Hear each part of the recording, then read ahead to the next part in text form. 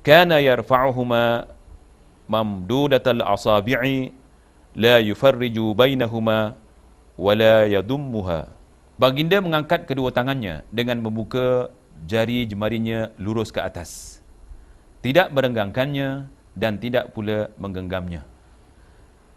Jadi kalau dipahami lurus ke atas, bermakna ia dihadapkan ke kiblah. Tidak merenggangkannya bermakna tidak merenggangkan seperti ini. Dan tidak menggenggamnya bermakna tidak menggenggam seperti ini. Jadi diangkat dengan diluruskan ke atas, dirapatkan dan dihadapkan ke kiblah. Hadis-hadis tentang Rasulullah SAW mengangkat kedua tangan begitu banyak terdapat di dalam hadis. Tetapi memadailah hadis-hadis yang saya bacakan kerana hadis-hadis ini keseluruhannya adalah hadis-hadis yang sahih. Dan setelah saya menjelaskan tentang tata cara mengangkat, bagaimana ucapan takbir yang diucapkan Rasulullah SAW semasa mengangkat tangan, ini ada 3 cara. Ada kalanya Rasulullah SAW mengucapkan takbir bersamaan dengan mengangkat kedua tangannya. Misalnya, Allahu Akbar, seiring. Ucapan takbir ini diangkat seiring dengan kelakuan mengangkat tangan. Mengatakan Allahu Akbar seiring dengan mengangkat tangannya. Allahu Akbar seiring dengan angkat tangannya. Ini terdapat di dalam hadis Bukhari dan Nasa'i. Ada kalanya Rasulullah SAW mengangkat dahulu, kemudian meletak, baru melafazkan Allahu Akbar. Ia ini dilakukan dulu mengangkat tangan dan diletak di atas dada, barulah baginda mengatakan Allahu Akbar. Ada kalanya baginda bertakbir dahulu, kemudian baru mengangkat tangannya. Ini juga terdapat di dalam hadis yang sahih. Yakni baginda mengatakan Allahu Akbar, selesai membaca Allahu Akbar, baru bergerak kedua tangannya, yakni setelah takbiratul ihram. Jadi cara-cara ini boleh dipilih kerana semua cara-cara yang saya bacakan tadi sesuai dengan hadis-hadis yang sahih. Malah hadis-hadis ini terdapat di dalam riwayat Bukhari. Rasulullah SAW sudah mengajar bagaimana meletak tangan setelah takbiratul ihram. Meletak tangan yang dinamakan sedekap adalah di atas dada. Jadi di antara hadis-hadis yang saya akan bacakan perlu diperhatikan supaya solat kita apabila takbir dan meletak di dada mengikut sebagaimana yang diperintah oleh Rasulullah SAW. Dan di antara hadis-hadis baginda yang sahih ialah hadisnya yang berbunyi, kana yada'ul yumna ala dhahri kaffihi al-yusra war-rusghi was-sa'idi. Baginda meletakkan tangan kanannya pada punggung telapak kirinya, pergelangan atau lengan kirinya. Jadi di sini tuan-tuan, puan-puan yang diberkati Allah Subhanahu Wa Taala, ada beberapa cara Rasulullah SAW mengajar kita meletakkan tangan. Di antaranya, telapak tangan kanan diletakkan di punggung tangan kiri, iaitu seperti ini. Telapak tangan kanan di belakang punggung tangan kiri, diletak seperti ini. Itu cara yang pertama. Kemudian cara yang kedua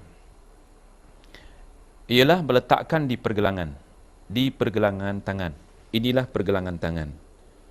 Jadi diletak setelah takbiratul ihram, diletak bersedekap, tapak tangan kanan diletak di lengan.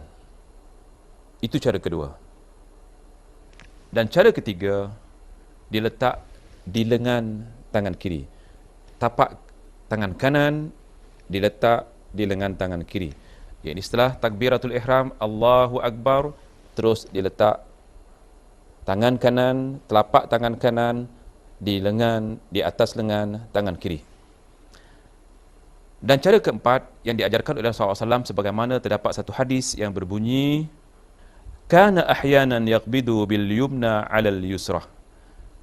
Maksudnya kadang-kala baginda menggenggamkan jari tangan kanan pada lengan kirinya. Yakni baginda mengangkat tangan setelah takbir dan meletak di lengan tangan kirinya. sambil menggenggam. Meletak di lengan tangan kirinya sambil menggenggam.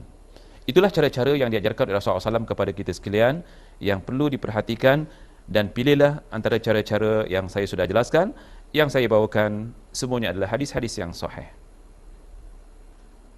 Kalau ditanya, di manakah Rasulullah SAW meletakkan tangannya semasa bersedekap? Diletak di atas dada. Dan tidak ada hadis yang mengatakan di atas perut. Dan tidak ada contoh daripada Rasulullah SAW yang diletak di bawah pusat. Walaupun ada sebahagian ulama mengatakan di bawah pusat, tetapi hadis yang paling sahih adalah hadis yang diriwayatkan oleh Bukhari yang berbunyi, kana yada'uhuma ala sadr. Baginda meletak kedua tangannya di atas dada. Jadi dada tempatnya adalah di atas perut. Kalau Rasulullah SAW menyuntuhkan sifat solatnya di atas dada, maka saya harap tuan-tuan dan puan-puan mentaati Rasulullah SAW dalam contoh yang dicontohkan kepada kita sekalian. Kemudian sebagai satu peringatan, Rasulullah SAW melarang kita daripada bercekak pinggang apabila mendirikan solat, ataupun meletakkan tangan selain daripada yang sudah diarahkan oleh Rasulullah SAW. Bagaimana sabda Rasulullah SAW yang berbunyi, kana yanha anil ikhtisari fi solah. Baginda melarang dari bercekak pinggang di dalam solat. Dan hadis ini adalah hadis yang diriwayatkan oleh Bukhari dan Muslim. Syekh Nasruddin Al-Albani, seorang muhaddis ataupun seorang pakar hadis pada abad ini, bahawa bersedekap selain di atas dada, maka hadis-hadis tersebut adalah hadis-hadis yang lemah belaka. Jadi yang sahih hanyalah yang diletak di atas dada. Selainnya adalah hadis-hadis lemah. Begitu juga kalau kita kembali kepada hadis, tiada perbezaan di antara solat laki-laki dan solat perempuan. Maksudnya tidak ada perbezaan di antara solat Fatimah, solat Aisyah radhiyallahu anhuma dengan solat Rasulullah sallallahu alaihi wasallam. Jadi orang-orang yang memperkatakan tentang solatnya perempuan dan laki-laki ataupun muslimin dan muslimah kemudian dibeza-bezakan, adalah ini satu pembohongan belaka.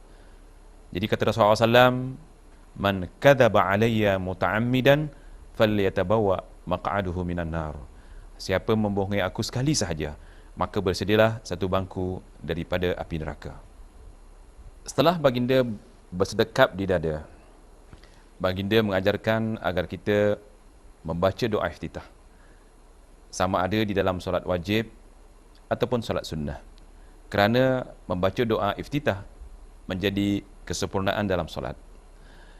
Ada beberapa doa iftitah yang diajarkan oleh Rasulullah SAW kepada kita sekalian.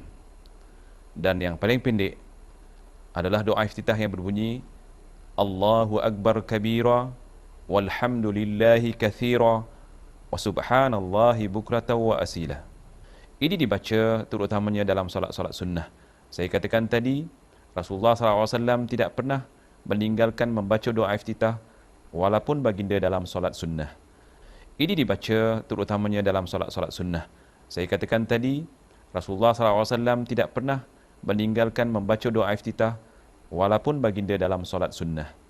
Jadi saya harap kepada tuan-tuan dan puan-puan agar tidak meninggalkan doa iftitah semasa mendirikan solat, sama ada solat wajib ataupun solat sunnah. Begitu juga di antara doa iftitah yang terpendek, yang mudah dibaca oleh kita sekalian semasa mendirikan solat, sama ada solat wajib atau solat sunnah, terutamanya solat wajib, ialah lafaz doa iftitah yang berbunyi